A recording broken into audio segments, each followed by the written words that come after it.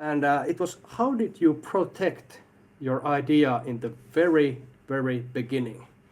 So, what do you think? Do we need to protect our ideas? What if someone of the team takes the idea and makes it? It depends on the idea. Because in some cases, if you have a deep tech solution based on research and a lot of research and so on, and you have the research paper that may have a big potential when it's going into, for instance, a patenting process, I would say those are a bit different. In those cases, sometimes it's really good to protect the idea before it's patented. So this is a bit different, but then many times the best startups don't have that kind of an IPR that they could protect. For instance, software solutions basically usually don't have this kind of a protection. So the protection comes from faster scaling, better funding, better marketing, go-to-market, and so on.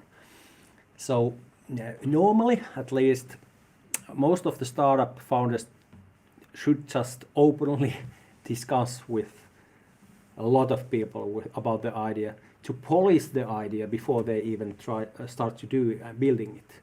And this is my personal experience also from Balance's time. I was meeting a lot of people. They always found some new angle that, oh, okay, I didn't think that before. Okay, yeah, you are right about that, and so on. And when I had enough of meetings, then I started to hear the same comments and questions, and I had an answer to them. Then I started to feel like, okay, now we should maybe start to building this. So in general, I would say that you should discuss a lot with people with different kinds of backgrounds about the idea before starting anything, because 100 people normally knows more than just one. So if you add all the comments and feedback and polish your idea and concept and business model and segmentation and brand and all of that, so that it becomes more fundable right from the start. And maybe the most relevant thing to discuss with the customers and the market insights. Welcome to Kalliomäki Podcast, exploring entrepreneurship, society, and well-being. Subscribe now to stay updated on our latest episodes.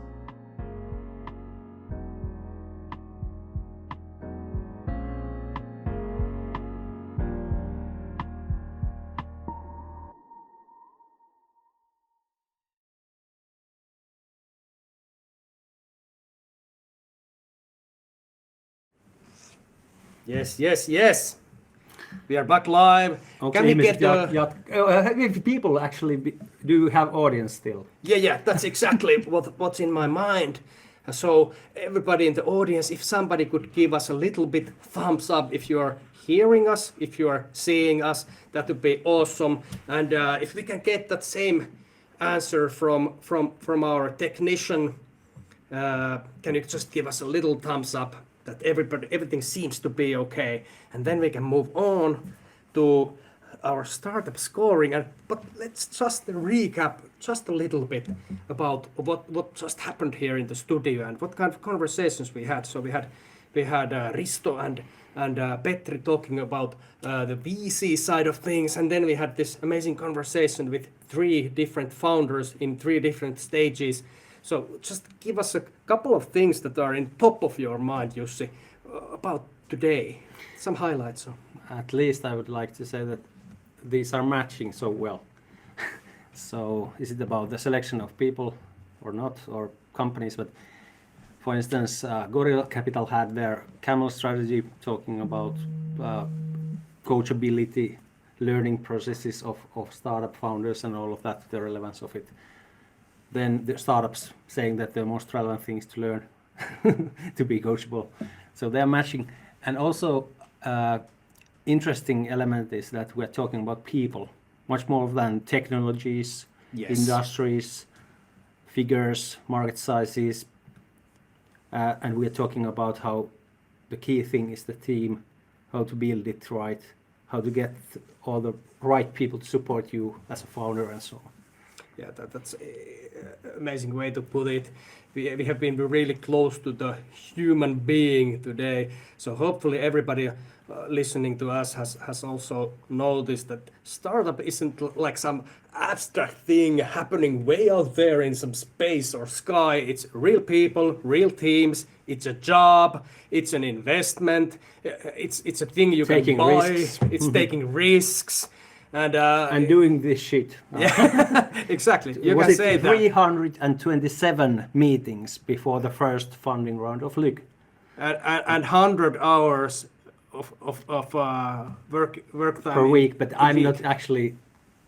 I wouldn't support that kind of. It's a bit different nowadays. I would say the amount of work is not exactly the same as the results you want. You have to balance work-life balance. The best startups at the moment, they actually are pretty good at it. So. Very good, and maybe this is also something that you, in your time in Liquido, have had a chance to a little bit watch over maybe on this portfolio company folks and see how they're doing and care about their well-being. Yes, and I would also like to underline the mental side that you so many times don't actually talk about. How you need the spirit with the people that support you and help you. Because if the founders don't have these people that understand what it is to build a company from scratch. So if your partners, for instance, that you select, they have no background with founding a company, it's difficult to find them to understand you. But for instance, Innovestors Petri and Risto were selected because they sort of understand the daily life of being a startup entrepreneur. So then it's not only about like you have an idea, here's the money, but instead you should always design it well, that what kind of money you want in and from whom. Exactly. Because it's a really relevant part of the success story building. Exactly. You know, my background is in a more industrial, more refined company, a family company. I'm second generation. I went in when the company had been running maybe 20 years already. It has had quite stable finances, and after a couple of years, it had very good finances. And my job was to refine it, and maybe most of all, not screw it up. So that's completely different world than the startup founders live in, right? Yeah. Because my money came from all over the world. The sales was maybe 5%, 10%, 20% more than in the previous year, and we all the time made profit. But it's a completely different universe. When I listen to our founders today, how they need to keep the engine going and get the funding and really keep it all together in the company and in their own body and mind. And so be it's positive and really believe in their story that they're building. Exactly. So startup wannabe founders, think twice about your problem that you're trying to solve and get people on your team, get people on board, find the network, find a VC, find the investors. That's what really keeps you sane and almost said insane, but keeps you sane and keeps the company going. It's a different business. So what we have left for today? We started out with these VCs and we talked about startup scoring, and we had these 10 things: team, market, solution, industry, timing, business, traction, funding and exit. And I have a last point here, which is Liquido specific. So maybe we could zoom in a little bit now. It's just you and me in the studio, so let's zoom in on Liquido specifically and talk about things that makes Liquido specific in the startup universe and gives it character. How is the story? What's been going on? How does Liquido evaluate? How does Liquido score these startups? Yes, as I told, we have a really carefully designed sort of scoring tool. And the scoring tool as itself is just part of the scoring. So it's giving you the basics of evaluating the market timing, traction, team, business model, whatever, these typical lists of things. But then today morning I was thinking about this question, and I was like, yeah, that's part of the scoring, is the scoring tool and use of it. Because then there comes this intuition, which we talked about today, that is relevant also. Then actually we have this both, like the team has to be such that we want to give our best for the founders.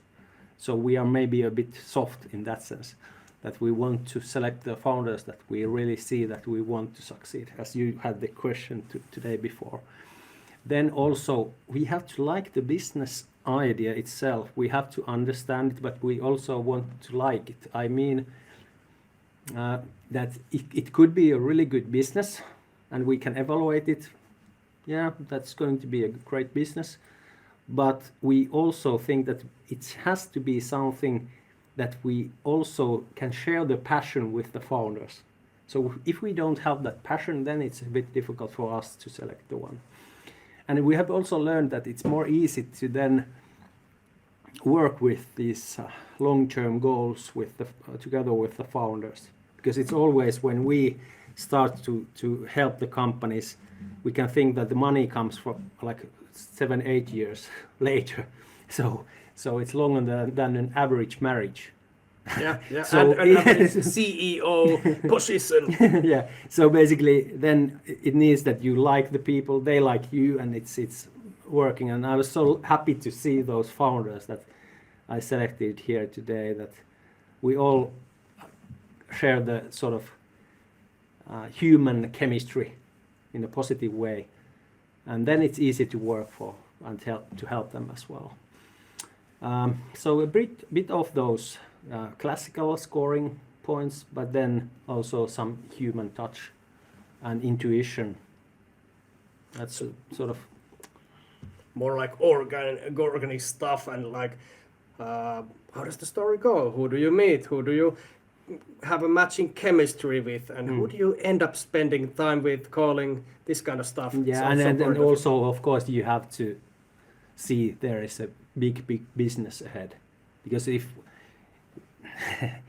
it's investing what we do, become one of the core team members, owners of the company, and so on. So it means that we also have to have the business side, that we really believe in it. Exactly. Yeah.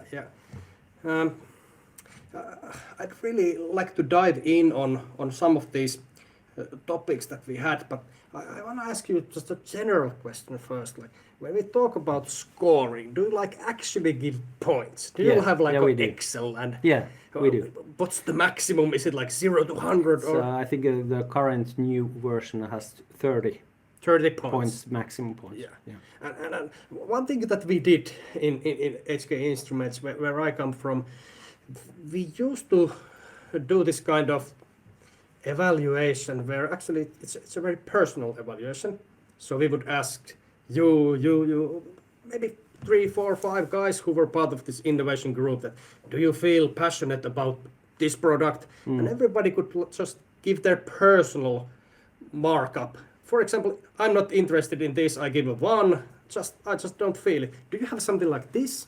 And who is doing this evaluation? Yes, it's one of those things that if we have 3 founders and we all give those sort of points, then if we don't, all of us sort of want to say yes to the company. If someone even of us says, I'm not interested or I'm not passionate, then it's always off. Bad intuition or whatever. Like I think one of the, because when you end up getting enough of points in the scoring, then we go some more relevant questions like, do you want to be in or not? Then if someone says that, I don't know, but I have this something that I don't like this, I don't know why, then it's always off. And we have learned that it's a pretty good sort of combination of like trying to be analytical and find the right numbers to the scoring table and so on, and combination of that and intuition. And if there is just one person that sells sort of the cooperation, it's not good enough, I would say. So we want all the three of us to be backing the idea and the team. Do you have sort of like assigned roles or a sort of The pre-scoring, for instance, I don't do the pre-scoring. yeah. My fellow colleagues, thanks, Joona and Jonas, are doing the first stages, and also the last stage. And talk a little bit about this amount of deal flow that you do. Okay, you're not doing this pre-ranking, but how many deals do you personally get on your table? How many startups do you personally score in a year?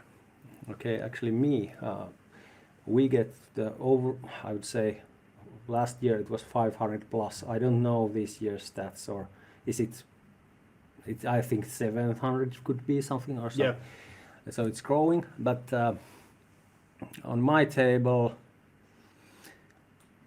I would say that I get only like, if we go through the first stages with my colleagues, then I would be there with maybe 5 companies per week.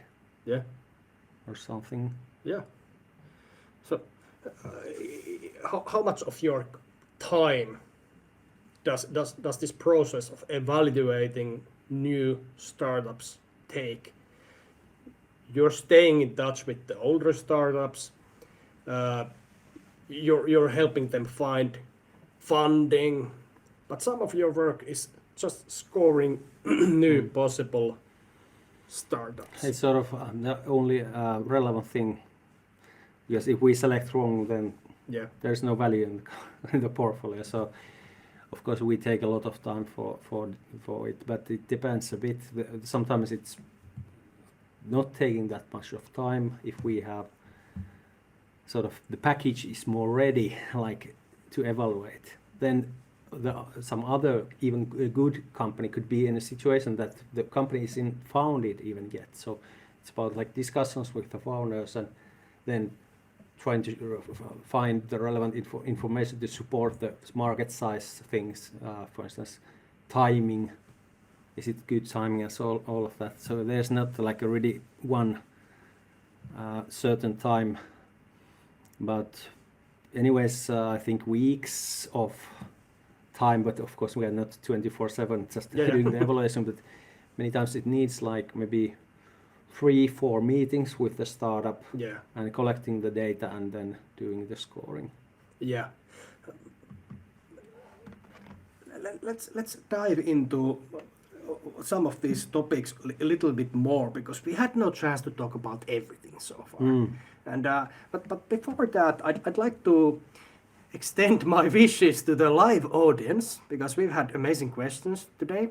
So for those of you who are still online there, listening to us and sort of recapping the day in your minds, feel free to add a comment there, and our technician will forward it to us, and we can just freeze and answer it immediately. We don't have a set schedule here, and we don't have a set topics here. We can just go and be creative on the go. So use this opportunity to ask anything regarding to startups and startup scoring specifically.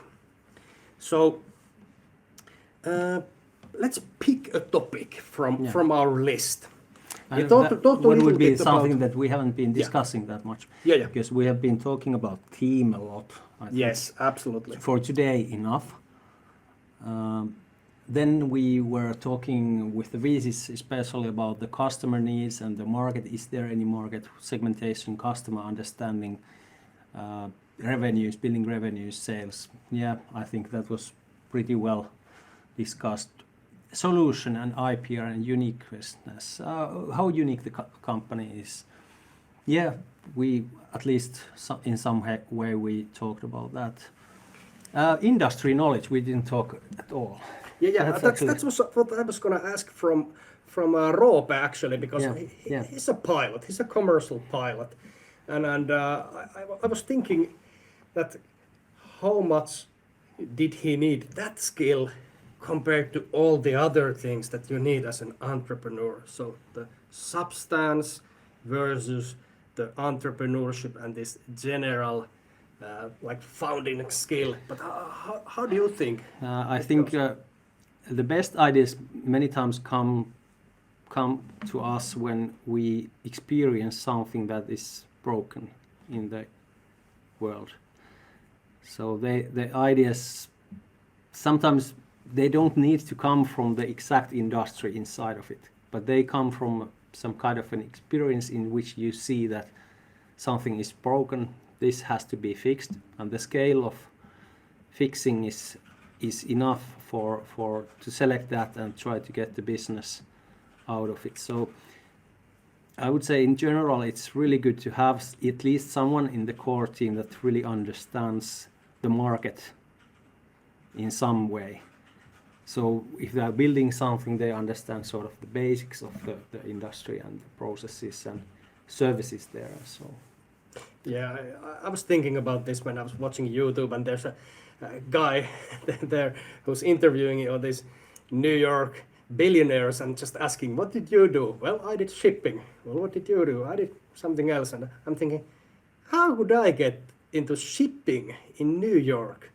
And if you're not there somehow already, you can't be the guy who founded the $1 billion company in that industry. So I don't know. How do we choose? Do we make this decision when we choose where we study? Oskari ended up in Lappeenranta, and that's where Pickup happened, and he found his crew. And he was also like, this came from his personal experience. Yeah. Because he didn't want to stay in the line yeah. to buy the Red Bull he wanted. So the cash line for paying the Red Bull was too long, and then he was like, this has to be something that we have to fix this. Exactly. so maybe it's also how you happen to connect with the problem in the world. I think not just with the team, but the problem. I would say so that I was also an entrepreneur, or like sort of an entrepreneur before I was an actual entrepreneur. I was always struggling about what would be the idea that I would then start to build on.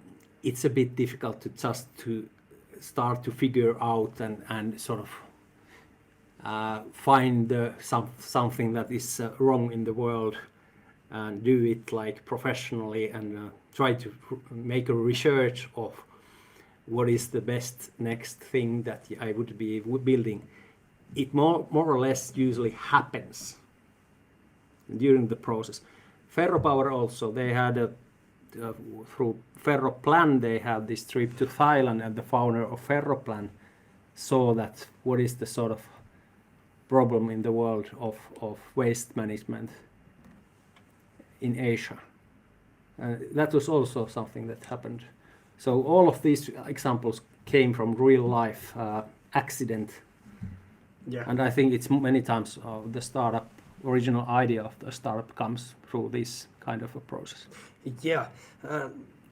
I remember one interview where a guy said that I used to travel a lot. That's how I got all these ideas. So if you just stay home, maybe you don't connect with these problems so much. But if you just live life more actively, maybe you will run into some entrepreneurial ideas. I'm just going through, I would say timing. We should have at least some words about that as well. Absolutely. And before that, let's take one more audience question from Aaron Medina. And it was, how did you protect your idea in the very very beginning.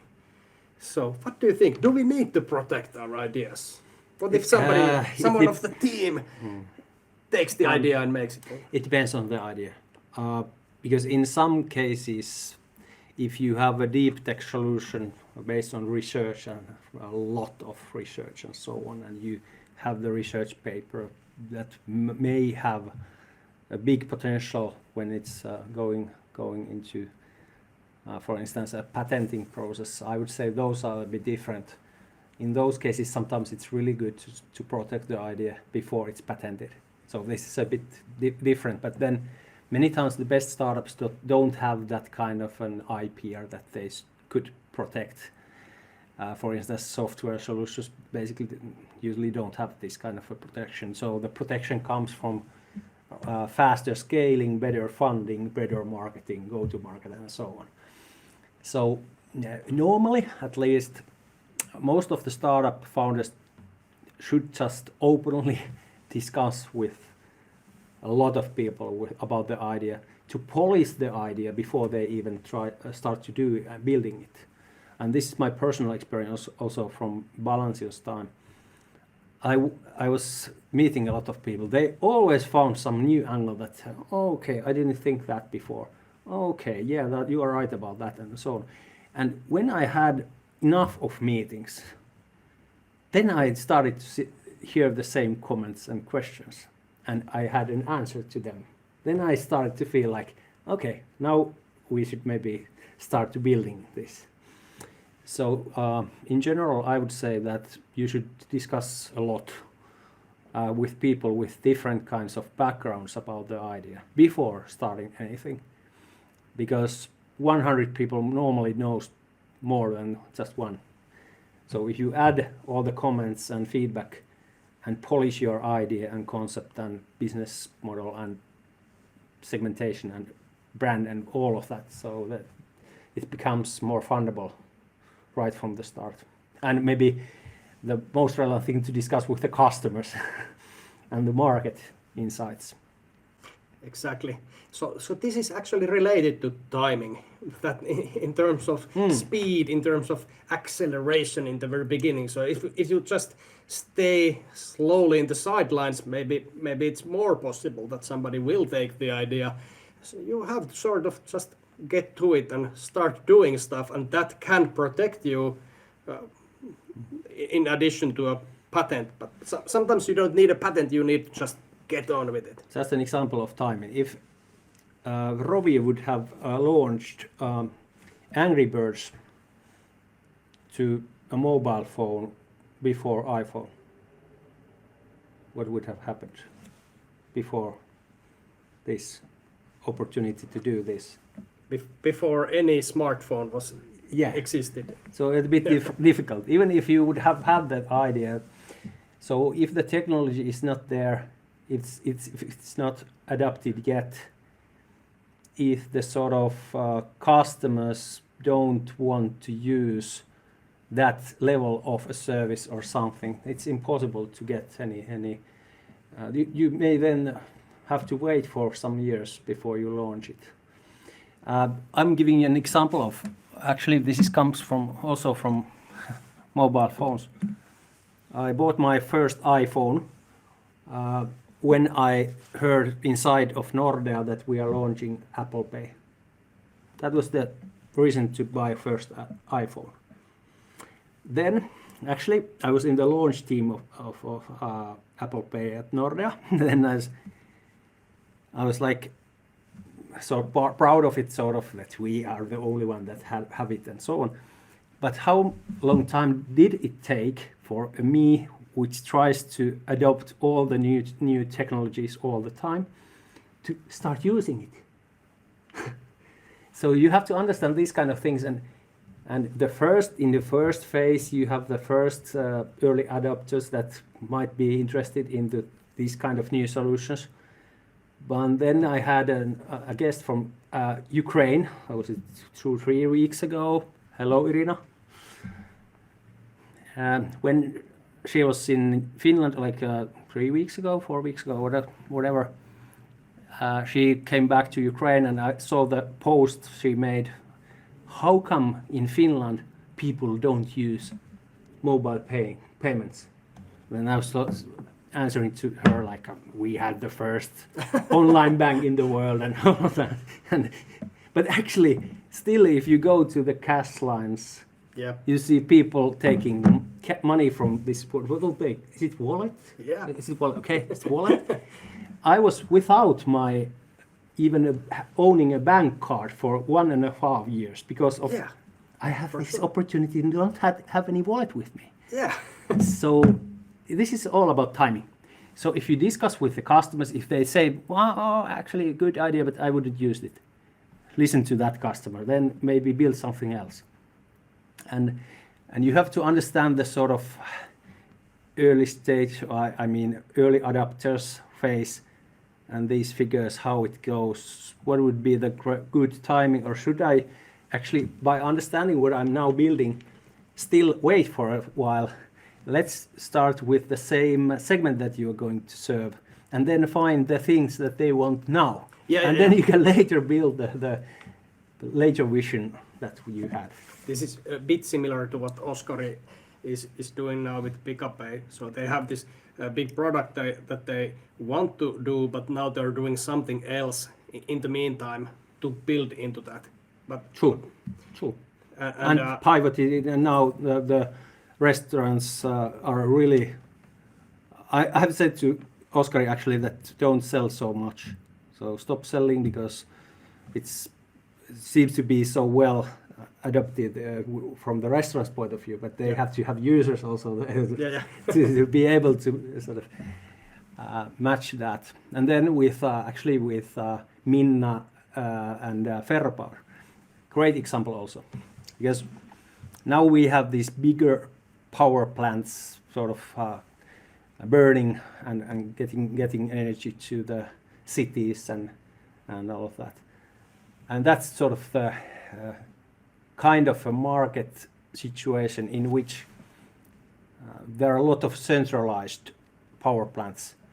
And now when Minna's Ferropower makes it possible that you don't have to drive like hundreds of kilometers to first get the waste to the plant, and then they're actually selling it back to the city that had the same opportunity to actually have their own plant. So they're doing energy from their own waste. Is it much more clever thing to do? Yes. Is it more profitable? Yes. But still, the market is sort of in the starting phase. And if you are the first mover, then it takes some more time for the market adoption. Exactly. Just a little comparison to the Ferropower solution. I know a guy on YouTube called Joel Salatin, and he has a farm called Polyface Farms and a book called Everything I Wanna Do Is Illegal. He's an American farmer, and he likes to do these local farming solutions. And the numbers are really quite strange, because when you start to take into account all the cost, all the fuel you need to bring For in the these logistics. fertilizers, and you have these huge farming centers, instead of having smaller farms near the customer, you can use the same manure from your own cows to put on your fields, and sort of the same thing but in agriculture. If you look into those numbers, it really becomes insane that we always have this big This actually comes from the older thinking of scale of economics. Economics of scale. Exactly. And now it's changing. The decentralization is the key word and trend. Yes. So that's what we are having later. You know, in my industry, in ventilation, there used to be this. It's always this central air handling unit, a huge thing on the top of your school or a swimming hall. But actually, there's an ongoing competition between these centralized and decentralized solutions, and each have their own problems. and strengths. So it's always a competition, and it's not so clear which is always the better. But let's go through the list. Yeah, we talk about timing. We talk about timing. So did we talk about it was more market. It was market. This one more like go-to market. Model also. One of the most, if we go through the scoring of Liquido and we see the lot of pitch decks for the investors, they almost always have the worst slide, which is go-to market. They don't even have the slide sometimes. They're just, we have this product, we have this team, we have this whatever, and then okay, but who are you selling? Who are the customers? What are the segments? How do you reach them? What are the actual plans to get the customers? That's the most difficult thing for startups many times. Is this a Finnish thing? I guess partly is, yeah, because we are so much still valuing engineer topics, product development, and so on. But we are getting better all the time. For sure. Yeah, so it's not that bad, but also from the team point of view, many times we see the same engineers having the engineer teams, and we are searching for someone who is the responsible for commercialization or marketing or sales. Then it's like, oh, we can recruit them later. Yeah, let's just get somebody. Yeah, someone from the streets. Yeah. So it's yeah, but this is sort of also for us because we are helping the founders to develop the fundability of the company. This is sort of good thing that they don't know everything when they start calling to us. I'd like to jump to funding and exit, because you've seen hundreds of companies and hundreds of founders, and they all have, I assume, they all have different ideas of how they want to fund it, how much money do they want now, and when they want to do the exit. Who decides when to do the exit? Is it the customer need? And is so it the buyer of the company? Of the actual buyer when you do the exit? But when you're a founder, can you really set a time that I want to do this 5 years and it's gonna pay 5 million and then I'm gonna sell it for 10 million and that's it? Can you do that? Yes and no. So I know some investors that actually want to see the path for the exit, because it's understandable, because they, for instance, if you have 50 plus years and you want to sell something and get back the money that you invested before you die or something. And then there's that point of view that, of course, they evaluate, all the investors evaluate that, or is it having this exit potential, return on investment, how many years does it take, and so on. And it's great to have sort of building the case so that the investors can see that they can get this money, the invested money back in like 5 years plus and so on. But on the other hand, the investors many times they actually hate the spirit of founders that are trying just to sell the case as an exit case and underline too much of that part, because then they also see that, okay, are these really doing this shit, or are they acting sort of to get the exit?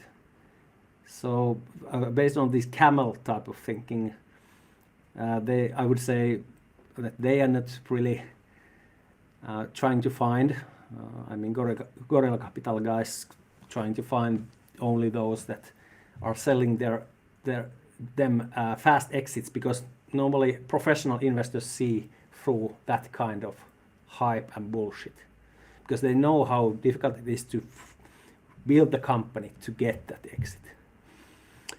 So it's a combination of two sides. So you basically should build the architecture and design of your startup to be exit ready, but at the same time you shouldn't be focusing too much of it, because it's more like an execution game, learning game.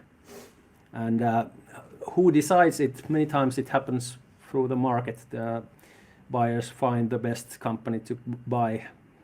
Sometimes there can be a strategy. I've heard about those that you start to sort of design the exit and then you select some companies that you want to sell, and you start to sort of act and build the company to fit better for their strategies. But in general, I would say just focus on numbers, figures, profitability, building the company, building the brand in long term, and then the exit comes. Yeah, that's well put. And for my company, that's what also happened. We weren't planning to sell at the moment. We had turned down many acquisitions or sort of this people just feeling us. Would we like to sell? We were always no, but it was the right time for the buyer. We got a good deal and we took it. It was not so much about us and where the company was at that moment, but about the buyer and the need that they saw in the customer base. Yeah. So it's really about this law of supply and demand, actually, more than our retirement plans. So it's an economy. It's a free market economy, and a lot of stuff happens there. There's Okay. actually traction. We sort of discussed about that word, but we didn't go deep in there. I don't know if it was a discussion with Risto. We talked a bit about traction, meaning that what is the sort of pull elements in the market that show that how the company's solution really has need. There is a customer need, and there is some figures or negotiations proving it, or customer like sales figures, pipeline showing that there will be bigger business. I think this is relevant to discuss because nowadays it's really important at the moment to get the traction. It can be sometimes even in B2B, it can be partnerships, channel partners, all of those, or some like even global level of connections or agreement negotiations ongoing, or whatever, that you can say that, hey, actually the market shows that we are wanted.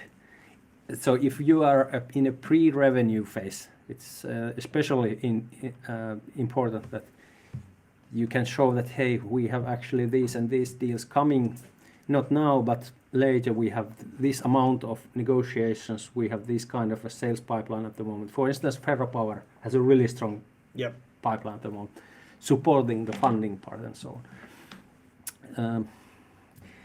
And you should always have the positive sort of, this is also like a psychology, as Robert told. It builds the psychology behind the story, because always the investors estimate, do these people really work? Do they seem to get results? Are they really believing in what they are doing? And are the customers doing it at the same time? And there are some investors that never even invest anything to a company which doesn't have, for instance, paying customers. But I understand in the early stages, when you are developing something, sometimes you don't have the product even ready. So what to sell then? So you can then find this traction stuff from the ongoing negotiations and even customer interviews and the feedback and all of that. You know what's really interesting? I sometimes watch Shark Tank and these investment shows, and it seems to me like these sharks can actually bring sort of traction. Well, actually, they bring the supply line, because when you hear the guys say that I'm selling this online and I have traction that is 10,000 in a month now and 20,000 a month in 3 months, and then you hear this shark say, I can get you to this all of these Walmarts and Costco's, and I can get you to 100 times those numbers.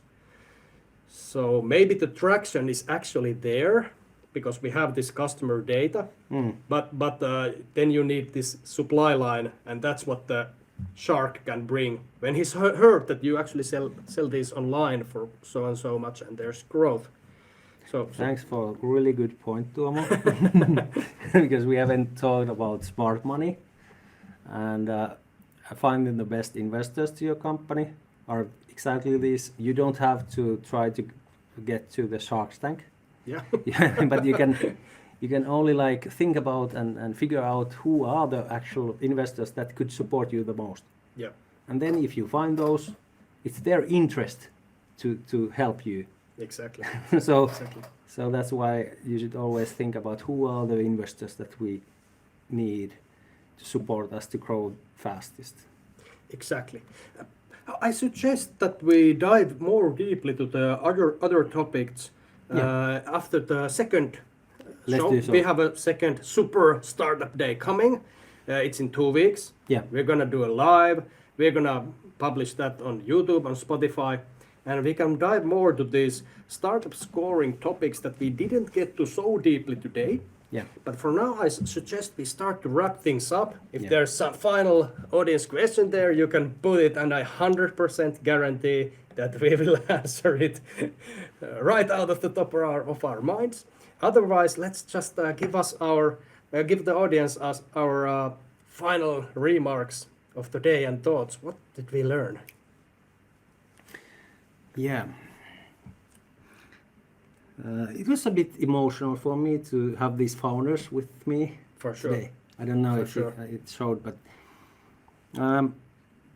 it's a bit interesting also for me to see how all of us, actually we talked about, not from the listed things, okay, there was a team, but then mostly discussed about the mental side of being a startup founder and the relevance of the team that is supporting you, not just with their competence, but with their mental capacity and positive energy that they can bring and give.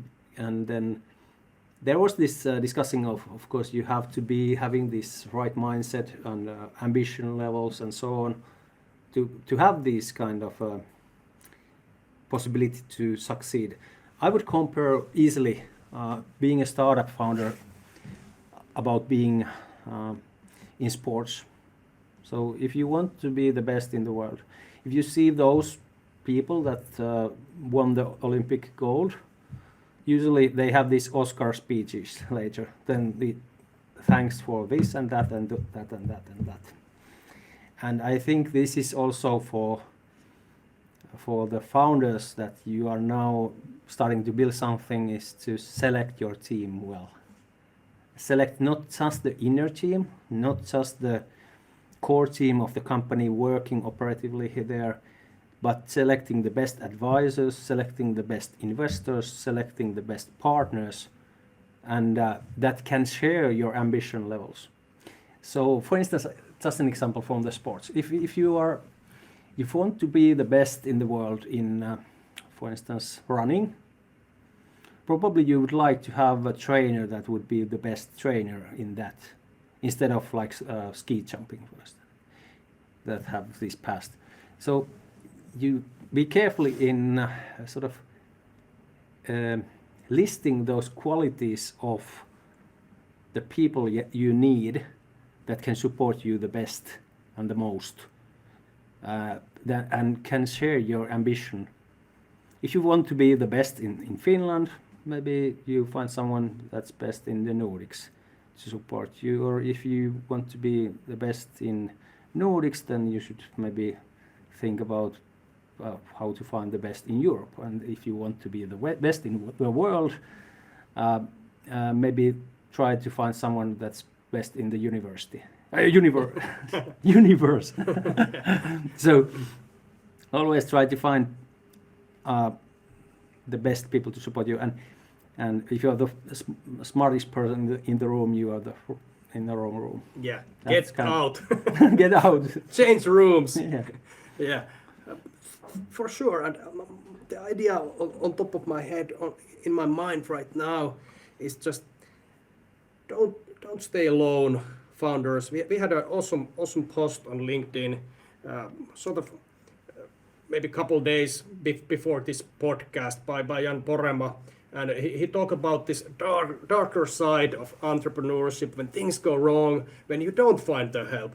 It can be really dark, and he really emphasized getting the right mentor, for example, and it's so important to get all the right connections. So everybody, founders and wannabe founders, find investors, find those advisors like Lug has done. So take example on that, and find people who have the knowledge and have the network. So that's important for everybody involved.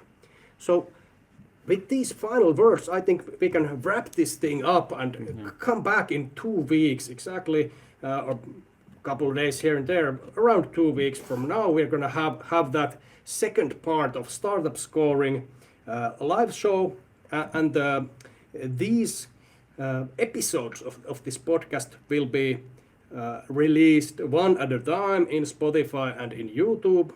So if you're listening to this on Spotify or YouTube, we actually did all of this in the same day. So it's been a long day for us, but it's very efficient. I also think that it shows that we've been talking for hours now. But we're good in talking. But now it's time to go and refresh a bit, get something to eat and drink. So everybody, thanks a lot. Thank you, Jussi. Thank you, Oskari, and thank you to Minna and Roope and Petri and Risto.